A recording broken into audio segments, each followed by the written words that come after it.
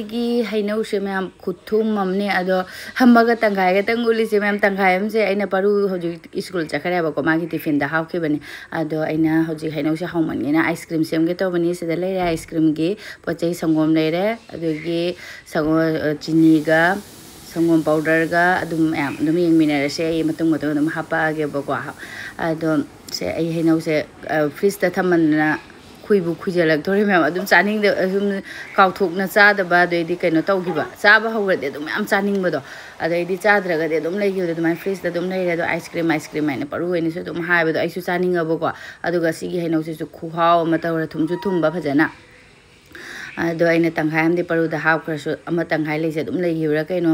chana da nai na aduna ice cream tar de loin chana harani aduna ice cream se akogi stick to natre ko adum akogi cream moina hap ko laga on fresh cream ju khara lei ba o fresh cream do tawna hapaga ice cream moina semdok ado aina sumaina se sum chawra su pi su ka sum kai de akogi hainau se grinder da takhai du ne ba ko aduna aina dum sum pik tak tawra su yamna su chaw de yam pik da ba dum khaidoga sumaina piece oina semdo ba aduga hojik se grinder jar se da hapsal la aduga se se amutang takhai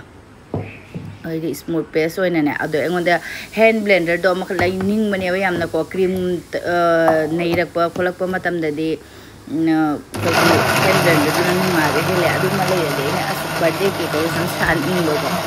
adu ma yin ta online de adu sumaina na hainau se takhai re aduga sumaina fajana smoothly takhai ko ina sumaina aduga hojik matum de yaw da mai sala ge se fajana hainau se mullamena ko color se ko fajamni aduga ai ge amul gi fresh cream khara lai gi ba ko aina ice cream se masu ya ne na adu se hojik methara ge ai freezer da gi puthorak pani freezer da gi lokthorok pani na ko ing la freezer da gi ai ngahang mamang da cream sa do re na ko ayu pung 10 ge du da gi freeze da mo tham bani ba ko adu di khara mahi se nai we ni sa ayuk da di phajana kai no ile rame ko gi ice di nang ka hai ni kai no da wen ni rame ba ko solid wen ni rame ba adu ga hojik aina sangom ni ko aina puthok pa se hen hen na puthore sa kaino se su thum mani na ba aina je thum mani na chini se aina kap khangai dumai puthok mani do khara tang ha pe chana ga da ba sang da aduga sangom powder ha pe aduga se na agi sangom khoi paru ai sum thakna ba gi na ba simaina malai se magi mathaki malai se simaina hana di ghi lo ramini adu bu han ai di ghi ga simaina lau thu khara ga sangom mahi si da bu angang de ka ai pi thak to na ghi ga lau dre da dum lai da su ya na aduga si de ina dum cream haw na ba hen haw na ba ni cream sa cham ne adu fresh cream se ai de dum mamang de fresh cream ga dum hap de da simaina sangom gi malai mathak ta ka ba se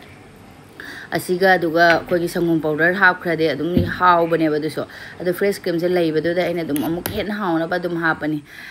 adu sangom powder se jo hap da li adum haw du ne ba roi na di ko adu ko ina dum fresh cream su yaw re malai su yaw re adum duna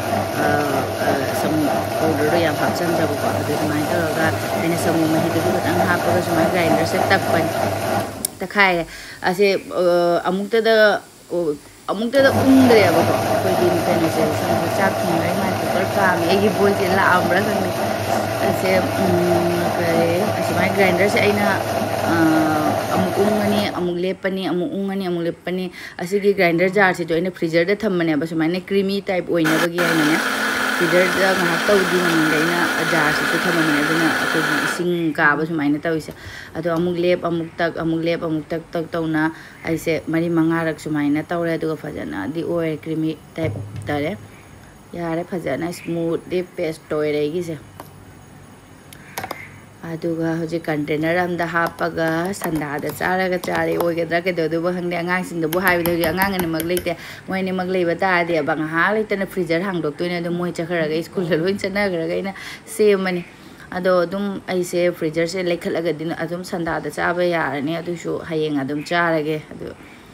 si se hoje ai phajana kano da container da se da hap chal le ko aduga kothara ke loina aduga ina dum marakta ko ear kano ta thokhina ba ina sumaina sum chamasina tawbani aduga ꯑꯁꯤꯗꯀꯣ ꯑꯗꯨꯝ ꯑꯄꯥꯝꯕꯗꯤ ꯀꯅꯥꯒꯨꯝꯕꯗꯤ ꯍꯩꯅꯧ ꯃꯀꯛ ꯍꯥꯞꯄꯦ ꯑꯗꯣ ꯑꯩꯈꯣꯏꯗꯤ ꯑꯗꯨꯝ ꯍꯩꯅꯧꯗꯨ ꯑꯣꯏꯅ ꯆꯥꯅꯤꯡꯗꯕꯒꯤ ꯑꯗꯨꯝ ꯍꯥꯞꯇꯔꯦ ꯑꯗꯨꯝ ꯍꯥꯞꯄꯗꯤ ꯁꯤꯗꯒ ꯑꯩꯈꯣꯏ ꯇꯨꯇꯤ ꯐꯨꯇꯤꯒꯗꯣ ꯍꯥꯞꯄꯗꯤ ꯑꯗꯨꯝ ꯍꯥꯞꯅꯕꯅꯦꯕ ꯑꯗꯣ ꯑꯩꯈꯣꯏꯗꯤ ꯄ꯭ꯂꯦꯟ ꯑꯗꯨꯝ ꯆꯥꯅꯤꯡꯕꯒꯤ ꯁꯨꯃꯥꯏꯅ ꯑꯗꯨꯝ ꯊꯝꯃꯦ ꯇꯨꯇꯤ ꯐꯨꯇꯤꯒ ꯑꯝꯇ ꯍꯥꯞꯇ꯭ꯔꯦ ꯑꯗꯨꯒ ꯍꯩꯅꯧꯁꯨ ꯃꯀꯛ ꯃꯌꯥꯝ ꯄꯥꯝꯅꯕꯅꯦ ꯍꯥꯞꯅꯕꯅꯦ ꯑꯗꯨꯁꯨ ꯍꯥꯞꯇ꯭ꯔꯦ ꯑꯗꯨꯒ ꯑꯩꯗꯤ ꯈ꯭ꯋꯥꯏꯗꯒꯤ ꯄꯥꯝꯖꯕꯗꯤ ꯕꯇꯔ ꯁ꯭ꯀꯣꯆꯀꯤ ꯌꯥꯝ ꯄꯥꯝꯃꯦꯕ ꯑꯗꯣ ꯅꯣꯡꯃ ꯁꯦꯝꯃꯛ ꯇꯥꯔꯦ ꯁꯤ ꯍꯩꯅꯧꯒꯤꯁꯤꯁꯨ ꯃꯌꯥꯝ ꯍꯧꯖꯤꯛ ꯍꯩꯅꯧꯁꯤ ꯌꯥꯝ ꯍꯥꯎꯕꯅꯤꯅꯅꯦ ꯑꯗꯨꯃꯥꯏꯅ ꯁꯨꯝ ꯁꯦꯝꯖꯜꯂꯕ ꯑꯗꯨꯒ ꯁꯨꯃꯥꯏꯅ ꯑꯩꯅ ꯀꯩꯅꯣ ꯁꯨꯃꯥꯏꯅ ꯃꯅꯨꯡꯗ ꯊꯥꯖꯤꯜꯂꯤꯁꯦ ꯐꯣꯏꯜ ꯄꯦꯄꯔꯁꯦ ꯑꯦꯂꯨꯃꯤꯅꯤꯌꯝ ꯐꯣꯏꯜ ꯄꯦꯄꯔꯁꯦ ꯁꯨꯃꯥꯏꯅ ꯊꯥꯖꯤꯜꯂꯤꯁꯦ ꯍꯣꯔꯦꯟ ꯑꯥꯏꯁ ꯃꯌꯥꯝ ꯃꯊꯛꯇ ꯀꯩꯅꯣ ꯑꯣꯏꯗꯅꯕꯒꯤꯅꯦꯕꯀꯣ ꯕꯔꯞ ꯃꯊꯛꯇ ꯑꯥꯏꯁ ꯑꯣꯏꯅ ꯖꯣꯝꯃꯤꯗꯅꯕꯒꯤꯅꯦꯕ ꯑꯗꯨꯅ ꯁꯨꯃꯥꯏꯅ ꯑꯗꯨꯝ ꯊꯥꯖꯤꯟꯕꯅꯦ ꯑꯗꯨꯒ ꯃꯈꯣꯡ ꯈꯨꯝꯖꯤꯜꯂꯒ ꯉꯥꯏꯍꯥꯛ ꯊꯝꯃꯒꯦ ꯑꯩꯅ ꯐꯖꯅ ꯅꯝꯁꯤꯟꯕꯁꯦ ꯁꯤ ꯐꯣꯏꯜ ꯄꯦꯄꯔꯁꯦ ꯂꯩꯇ꯭ꯔꯒꯁꯨ ꯑꯩꯈꯣꯏꯒꯤ ꯔꯥꯡꯗꯣ ꯆꯦꯔꯪ ꯑꯗꯨꯝ ꯕꯖꯥꯔꯗꯒꯤ ꯄꯨꯔꯛꯄꯗꯣ ꯀꯛꯊꯠꯂꯒ ꯑꯗꯨꯝ ꯊꯥꯔꯁꯨ ꯌꯥꯏꯑꯕꯀꯣ ꯑꯗꯣ ꯑꯩꯉꯣꯟꯗ ꯑꯐꯕ ꯆꯦꯔꯪꯗꯣ ꯂꯩꯇꯕꯒꯤ ꯑꯗꯨꯝ ꯑꯦꯂꯨꯃꯤꯅꯤꯌꯝ ꯐꯣꯏꯜ ꯄꯦꯄꯔꯁꯤꯅ ꯑꯗꯨꯝ ꯇꯧꯕꯅꯤ ꯑꯗꯨꯒ ꯂꯣꯏꯔꯦ ꯁꯤꯁꯦ ꯍꯧꯖꯤꯛ ꯑꯩꯅ ꯐ꯭ꯔꯤꯖꯔꯗ ꯊꯝꯃꯝꯃꯒꯦ ꯑꯗꯨꯝ ꯄꯨꯡ 6-9ꯃꯨꯛ ꯂꯩꯈꯠꯂꯒ ꯊꯝꯃꯗꯤꯀꯣ ꯑꯩꯈꯣꯏꯗꯤ ꯑꯗꯨꯝ ꯃꯈꯥꯗ ꯂꯣꯗ ꯊꯝꯃꯦꯕꯀꯣ ꯃꯩꯁꯦ ꯑꯗꯣ ꯂꯩꯈꯠꯂꯗꯤ ꯑꯗꯨꯝ ꯁꯟꯗꯥꯗ ꯁꯨꯝ ꯆꯥꯁꯨ ꯌꯥꯔꯅꯤ ꯑꯗꯨꯕꯨ ꯌꯦꯡꯒꯦ ꯍꯣꯔꯦꯟ ꯀꯃꯥꯏꯅ ꯁꯦꯠ ꯑꯣꯏꯕ ꯑꯣꯏꯗꯕ ꯍꯥꯏꯗꯣ ꯑꯗꯨꯃꯥꯏꯅ ꯊꯝꯖꯩ ꯑꯗꯨꯒ ꯃꯊꯪ ꯅꯨꯃꯤꯠꯅꯤꯀꯣ ꯃꯌꯥꯝ ꯁꯤꯁꯦ ꯍꯧꯖꯤꯛꯁꯦ ꯅꯨꯡꯗꯥꯡ ꯁꯟꯗꯥꯗꯗꯤ ꯆꯥꯍꯧꯗ꯭ꯔꯦ ꯑꯗꯨꯒ ꯍꯧꯖꯤꯛꯁꯦ ꯐꯖꯅ ꯑꯩꯒꯤ ꯀꯩꯅꯣꯁꯦ ꯑꯣꯏꯔꯕ ꯃꯥꯜꯂꯤ ꯉꯁꯥꯏꯁꯦ ꯑꯩꯅ ꯍꯥꯡꯗꯣꯛꯅ ꯌꯦꯡꯉꯝꯃꯕꯅꯦꯕ ꯄꯔꯨꯡꯉꯥꯏ ꯂꯩꯔꯦ ꯈꯪꯖꯟꯅꯗꯕ ꯁꯥꯏꯁꯦ ꯉꯁꯥꯏꯗꯤ ꯇꯛꯇꯅ ꯂꯩꯔꯤꯕ ꯑꯥꯏꯁ ꯀ꯭ꯔꯤꯝ ꯁꯦꯝꯃꯦ ꯍꯥꯏꯅ ꯈꯪꯕꯗꯒꯤ ꯑꯗꯣ ꯃꯌꯥꯝ ꯌꯦꯡꯕꯤꯅꯔꯁꯤ ꯑꯩꯒꯤ ꯑꯥꯏꯁ ꯀ꯭ꯔꯤꯝꯁꯦ ꯀꯃꯥꯏꯅ ꯇꯧꯔꯤꯒꯦ ꯍꯥꯏꯁꯦ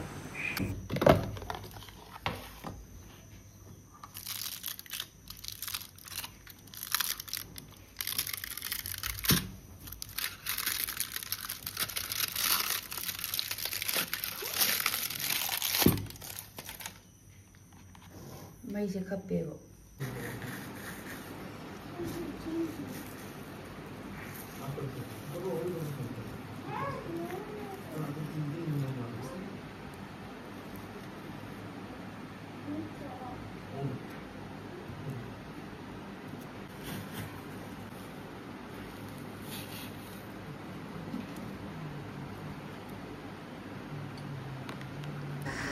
ꯑꯗꯣ ꯍꯩꯅꯧꯒꯤ ꯑꯥꯏꯁ ꯀ꯭ꯔꯤꯝꯗꯤ ꯔꯦꯗꯤ ꯑꯣꯏꯔꯦ ꯃꯌꯥꯝ ꯑꯗꯣ ꯈꯇꯪ ꯀꯜꯂꯦꯕꯀꯣ ꯑꯗꯨꯅ ꯍꯧꯖꯤꯛꯁꯤ ꯌꯦꯡꯕꯤꯅꯁꯤ ꯑꯩꯈꯣꯏꯒꯤ ꯀꯣꯟꯗꯣ ꯑꯗꯨꯝ ꯃꯥꯟꯇꯛ ꯇꯧꯕꯤ ꯍꯥꯏꯔꯒꯦꯕ ꯑꯗꯨꯝ ꯑꯩꯈꯣꯏꯒꯤ ꯑꯥꯏꯁ ꯀ꯭ꯔꯤꯝ ꯌꯣꯟꯕꯗ ꯃꯥꯒꯤ ꯀꯣꯟ ꯃꯅꯤꯡ ꯊꯪꯕꯒꯤ ꯀꯣꯟꯗꯣ ꯑꯗꯣ ꯁꯦꯝꯁꯦ ꯑꯗꯣ ꯃꯩꯗꯥ ꯑꯩꯅ ꯈꯥꯕꯩꯁꯦ 2ꯈꯛ ꯂꯧꯕꯅꯤ ꯃꯌꯥꯝ ꯑꯗꯨꯒ ꯀꯁꯇꯔꯠ ꯄꯥꯎꯗꯔꯁꯦ 2 ꯊꯣꯛꯅ ꯁꯦꯝꯒꯦꯕꯀꯣ ꯀꯁꯇꯔꯠ ꯄꯥꯎꯗꯔꯁꯦ ꯑꯩꯅ ꯈꯥꯕꯩꯁꯦ ꯑꯃꯃꯝ ꯂꯣꯏꯅ ꯃꯥꯟꯅꯅꯕ ꯍꯥꯏꯅ ꯂꯧꯕꯅꯤ ꯁꯤꯒꯤ ꯈꯥꯕꯩ ꯑꯃꯃꯝꯁꯤꯅ ꯂꯣꯏꯅ ꯍꯦꯛ ꯑꯣꯜꯂꯦ ꯃꯩꯗꯥ ꯈꯥꯕꯩ 2ꯈꯛ ꯂꯧꯔꯦ ꯀꯁꯇꯔꯠ ꯄꯥꯎꯗꯔꯗꯣ 1ꯈꯛ ꯂꯧꯔꯦ ꯑꯗꯨꯒ ꯆꯤꯅꯤꯅ ꯍꯥꯏꯗꯤ ꯑꯇꯛꯄꯅꯤꯅꯀꯣ ꯈꯥꯕꯩ 2ꯈꯛꯁꯦ ꯂꯧꯔꯦ ꯑꯗꯨꯒ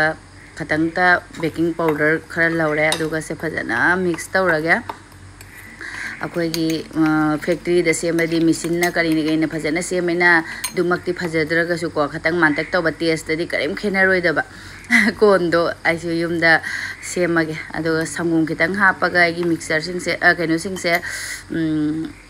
ꯃꯩꯗꯥꯒ ꯀꯩꯀꯩ ꯃꯌꯥꯝꯁꯤꯡꯁꯦ ꯂꯣꯏꯅ ꯑꯃꯨꯛ ꯃꯤꯛꯁ ꯇꯧꯔꯒ ꯊꯥꯎꯁꯤꯒ ꯐꯖꯅ ꯅꯩꯔꯒꯦ ꯑꯗꯨꯒ ꯁꯤꯁꯦ ꯑꯩꯅ ꯌꯥꯝꯅ ꯇꯧꯁꯟꯗ꯭ꯔꯦꯕꯀꯣ ꯑꯗꯨꯒ ꯐꯖꯅ ꯅꯩꯔ ꯃꯇꯨꯡꯗ ꯑꯩꯅ ꯊꯥꯎ ꯆꯥꯃꯁ ꯑꯃꯒ ꯍꯥꯞꯄꯦ ꯊꯥꯎꯁꯦ ꯈꯤꯇꯪ ꯂꯤꯛꯈ꯭ꯔꯕ ꯈꯪꯗꯦ ꯑꯗꯨꯅ ꯑꯩꯒꯤ ꯀꯣꯟꯗꯣ ꯈꯤꯇꯪ ꯗ꯭ꯔꯥꯏ ꯑꯣꯏꯕ ꯑꯗꯨꯃꯥꯏꯅꯗꯤ ꯇꯧꯔꯦꯕ ꯑꯗꯨꯏꯁꯨ ꯀꯩꯁꯨꯝ ꯀꯥꯏꯗꯦꯗ ꯍꯥꯏꯅ ꯈꯜꯂꯦ ꯑꯗꯨꯒ ꯁꯤꯁꯤꯅ ꯈꯥꯕꯩ ꯑꯩꯅ ꯃꯩꯗꯥ ꯈꯥꯕꯩ 2ꯈꯛ ꯂꯧꯈꯤꯗꯣ ꯍꯣꯔꯦꯟꯗꯤ 3ꯃꯨꯛ ꯊꯣꯛꯂꯛꯀꯅꯦꯕꯀꯣ ꯑꯩꯈꯣꯏ 4ꯒꯤ ꯑꯗꯨꯝ ꯁꯦꯝꯒꯦ ꯇꯧꯕꯅꯤ ꯑꯗꯣ 2 ꯑꯃꯗꯤ ꯑꯩꯅ ꯕꯇꯔꯁꯀꯣꯆꯀꯤ ꯑꯩꯈꯣꯏꯒꯤ ꯀꯩꯕ ꯀꯁꯇꯔꯠ ꯄꯥꯎꯗꯔꯗꯨꯒꯤ ꯑꯣꯏꯅ ꯌꯦꯜꯂꯣ ꯑꯣꯏꯅ ꯁꯦꯝꯃꯒꯦ ꯑꯗꯨꯒ 2 ꯑꯃꯅ ꯑꯉꯥꯡ ꯑꯅꯤꯗꯤ ꯄꯥꯝꯒꯅꯤ ꯆꯣꯀ꯭ꯂꯦꯠꯀꯤ ꯑꯣꯏꯅ ꯀꯣꯀꯣ ꯄꯥꯎꯗꯔ ꯍꯥꯞꯄꯒ ꯁꯦꯝꯒꯦꯕ 2 ꯑꯃꯗꯤ ꯑꯩꯅ ꯀꯁꯇꯔꯠꯀꯤꯁꯦ ꯑꯣꯏꯅ ꯁꯦꯝꯃꯒꯦ ꯑꯗꯣ ꯑꯩꯒꯤ ꯅꯣꯟ ꯁ꯭ꯇꯤꯛꯀꯤ ꯀꯩꯅꯣꯁꯦ ꯄꯦꯟꯁꯦ ꯑꯩꯅ ꯃꯩꯗ ꯉꯥꯏꯍꯥꯛꯇꯪ ꯊꯝꯃꯨꯅꯤ ꯉꯥꯏꯍꯥꯛꯇꯪ ꯍꯥꯏꯗꯤ ꯑꯗꯨꯝ ꯈꯇꯪꯗ ꯊꯝꯃꯨꯕꯅꯦꯕ ꯅꯞꯇꯅꯕ ꯍꯥꯏꯅ ꯉꯥꯏꯍꯥꯛꯇꯪ ꯍꯥꯏꯕꯨ ꯁꯦꯀꯦꯟ ꯑꯃ ꯈꯛꯇꯪ ꯑꯣꯏꯔꯝꯒꯅꯤ ꯃꯩꯗ ꯊꯝꯃꯨꯕꯒ ꯑꯗꯨꯝ ꯊꯥꯡꯊꯔꯛꯑꯒꯀꯣ ꯁꯨꯃꯥꯏꯅ ꯑꯩꯅ ꯑꯩꯒꯤ ꯀꯩꯅꯣꯁꯤꯡꯁꯦ ꯍꯥꯞꯄꯦ ꯁꯨꯃꯥꯏꯅ ꯗꯣꯁꯥꯒꯤ ꯇꯥꯏꯞꯇ ꯁꯨꯃꯥꯏꯅ ꯄꯥꯛꯊꯣꯛꯍꯜꯂꯕꯀꯣ ꯑꯗꯨ ꯌꯥꯝ ꯀꯨꯏꯅ ꯆꯪꯉꯣꯏꯕꯀꯣ ꯑꯗꯨꯒ ꯃꯩꯁꯦ ꯂꯣꯗ ꯄꯨꯔꯥ ꯊꯝꯃꯒ ꯃꯤꯅꯤꯠ 3ꯃꯨꯛꯇꯤ ꯊꯝꯃꯒꯦ ꯑꯗꯨꯝ ꯑꯣꯇꯣꯃꯦꯇꯤꯛ ꯃꯊꯟꯇ ꯀꯪꯁꯤꯜꯂꯛꯑꯅꯤ ꯁꯤꯒꯤꯁꯦ ꯑꯁꯦ ꯑꯩꯈꯣꯏꯒꯤ ꯏꯪꯕ ꯃꯇꯝꯗꯗꯤ ꯑꯩꯈꯣꯏꯒꯤ ꯅꯧꯊꯅꯦꯕ ꯑꯗꯨꯒ ꯍꯣꯔꯦꯟ ꯏꯪꯉꯛꯑꯒ ꯏꯪꯊꯔꯒꯀꯣ ꯀꯦꯝ ꯂꯥꯎꯔꯛꯀꯅꯦꯕ ꯑꯗꯨꯝ अखोई कोन दुगा चा मानबा टेस्ट तने अदुगा खतंग मसक फजदे हाबे वारी ने अखोई कोन दना अखोई स्क्वायर गी टाइप दुमाइना अखोई कई हानी कइनो लैबदो अदु मक्ति ओयरोयबा अदो सुमाइना आइना मिनिट अहुम मतुंगदो ओन्थो मतुंगदा अमुक मिनिट अममुक अमुक ओन्थो थम्मे मनिंग ममांग ओन्थो ओन्थोक्तना को असंदना अहान बता उदर मिनिट अहुम अमुक ओन्थोगा मनु मिनिट अममुक थम्मे पुलपना मिनिट मरी मरी चंगबको अदुगा लौथरगा सुमाइना आइना पेपर सिना कोन सेमबनी सुमाइना यंगो अखोई चार्ट पेपर से सुमाइना कोनजलगा आइना सेलो टेप ना नपसले कॉन्सेप्ट अदुगा सुमाइना सुम थमगदि मागी शेप से सुम लौगिनेबको साहारिङैदा कोन बिहोबा इंग्रेदि अमुक कोलरोयबा अदुना सुमाइन तौना आई थाव खतंग वाटपदुना ड्राई दी ओइरे अदु अनिखक सेमथोए अदुगा मोय अंगांग अनिगिना मु कोको पाउडर से हापचनमने ने खतंगदा चम अचिगी खाबै से ओलगा दुम खाबै से अमममदा लोइन हिसाब तैना दुम लौरबा अदुगा से खतंगदि कंगने अदुना ngसाइगी हावकी बचिनी कई दुदि लोइना दुम मानरनि दा थुंबा अदुगा संगु खितंग हापगा आई खतंग कइनो तौनेबा सिजे महिन नंगझललेबा अदुना संगु खितंग हे हापगा सब माना फजना नैखाइबिरे अदुगा कइनो तौर असि मोमुक अनिखक सेमदोगे हिसाब से को मी हेनबा यावदमिना अखोय मरी गी अमममदगी हेलंदबा हाइतारे बटर स्कॉच के नाइगी बटर स्कॉच ता हाइग्रे ने कइनो आइसे ममांगदसु सोइग्रबा कइनो हंगदे कस्टर्ड पाउडर गी सेमबसिना अनिखक सेमे अदुगा कोको पाउडर की सिना अनिखक सेमे सुमाइन तौरगा अंगांग अनिगिसिदि चावबा पामदोइने होरेन सोनु परुदि अपाकपा चौचौबा हाइबनिना आइजे हेनजु हेललरोइगे अदुना खरा पाकना सेबिरगे मोयनिगी चावना ममितो हराउजनबगी को अदु सिसु कोको पाउडर की सिसु थांगले मिनिट अहुमुक थम्मे अदुगा सुमाइ ओन्थोगा आई मिनिट अममुक थम्मे अदु ओन्थोगा दिन तौर मुल्ले सिसु मसक्ति थीबको मैम चावदि हाउबा आइसिनेना अदु मैमसु ट्राई तौबिने यंगबियो अदु हाउबनेबको हाइजिनबा नतेबा अदुगा सुमाइना सिसु कोको पाउडर की सिसु अनिखक सेमदोगे होरेंदी बाजार दे लेबा टाइप दुमाइना अखोय कक्थत्रसु मथक से खतंग कक्के शेप से अदा सुम होजिकति सुम थमगे साइना कोको पाउडर की सु अमखक लोइरा चॉकलेट की अंगांगे हाइदि चॉकलेट की हाइगे द्रोबनेबा चॉकलेट की आइसक्रीम अदुगा अमखक सेमदोए अदुगा अमसिसु सेमदोगे को सुमाइना अमखक अनिखक अंगांग अनिगिना चॉकलेट की फ्लेवर ओइरनी अखोइनिगिना कस्टर्ड पाउडर की ओइरा पिक्ति पियानी से होरे पियाना मोइनी से येंगनिंगोय दुनियाबा अदा लोइरे से मयाम हजिक आइगी सि मपान से प्रेक लाउसु मयाम केम लाउबने हाउबने इनि हाइ इसिनि अमत ट्राई तौबिने अखोइगी टेस्ट करिंबो खेनबा लैरोयबको मार्केट योनबदुगा अदुगा खतंग मसक फजदे हाइबे वारी तनिको अखोइगी मिसिनुसिना तौदबनिना बा फिनिशिंग दो खुदना तौबा जुमदा चाबगी त ओइबनिना ना अदुना सुमाइनदि लोइना कक्थलगे इसे मपान से खतंग फजनबगिने मतौ मानबगी आइना फोटोगा फजना नमहौगे थंबनेल गी गाइना हाइ लोइना उनबदको लौनागिदने फोटोगा अमता नमहौद्रेदा आइगी केनोसे सिगी कोनगा दुगई केनो आइसक्रीम हापचलगा आइना मरी से फजना तौरगा हापचलगा केनो तौगे तौ फोटोगा नमहौरा थंबनेल थमगे हाइना खनबनियाबा अदो फोटोगा मतलब नंबर नंहौद्रे अदो हजि खतंग सॉफ्ट ओइथारे आइगिसे ngसाइगेदि कल खरा कलमेबको खाबैसिसु नौबनिना खेतपसि वाइद मोइगी मसागे आइसक्रीम कोनबदु ओइजरदि नुंगाइगदने बको एल्युमिनियम की कन लाउबदुनिना सिदि स्टील गिनिना पातक तौ पिक्तक तौबनिना को अदो सुमाइना खोतोकपसिसु खतंगदि वारबा हाइतारे खतंग नौथरबनिना मुक नुंगाइरे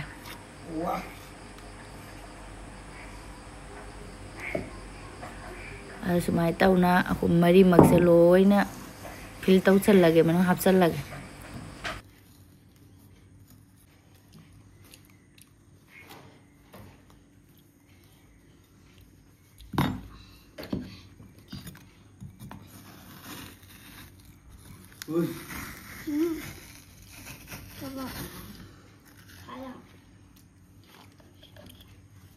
मुझे तो देख के अच्छा लगा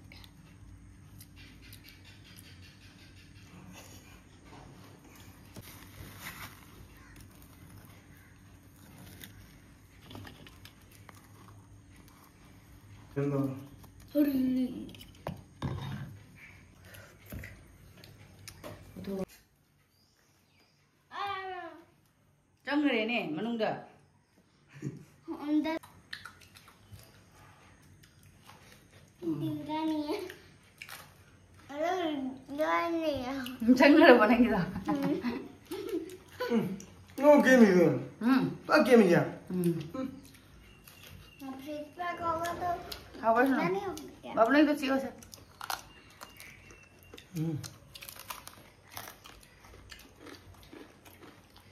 कहीं ना हुई वो, हम हाउ ना। कहीं ना हुई ना हम हाउ वो। हाँ वाली भजन सार। अरे इन्हें भजन हाफ रखो ना। सारी ने तुम जोड़े आके ना।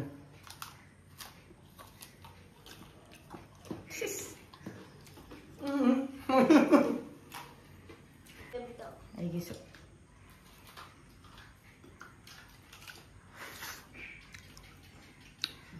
Dung ini kaya kon sak ya. Kon angang thì sao biết rồi.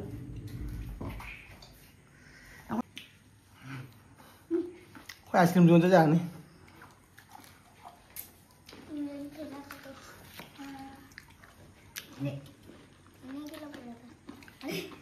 Xả với gì đấy.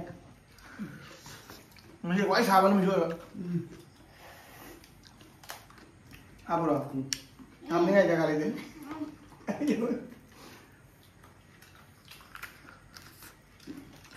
Angang ni ko khoi ma pasu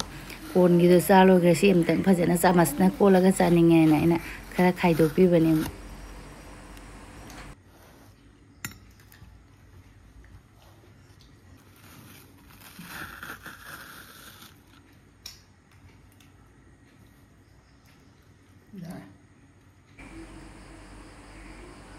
moy ohum go sumai khai do pe cha mas na tawra mu cha jar ni khara de dum thamage am ing bu chi cha sal ju ko ren khanau na ne ba man me ko ni cha बाबू तो मेरे कर लो बाबू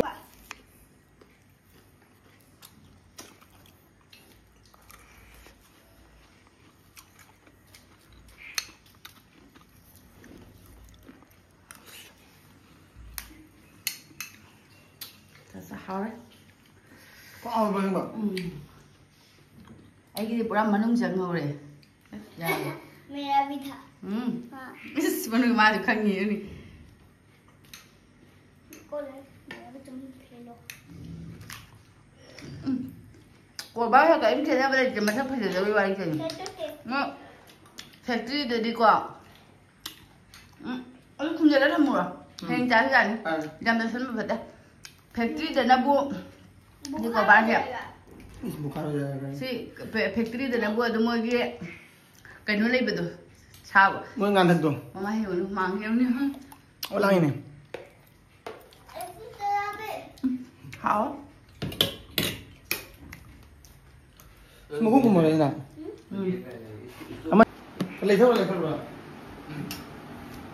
अंदर ही घुस गई है। तो देखना पड़ेगा। ये एक बोला यहाँ का तो घर है पर यहाँ का नहीं खाया।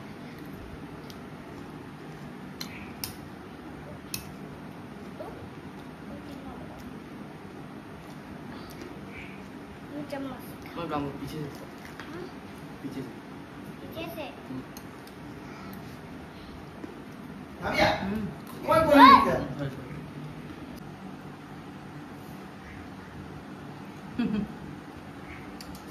sao bây giờ rồi đấy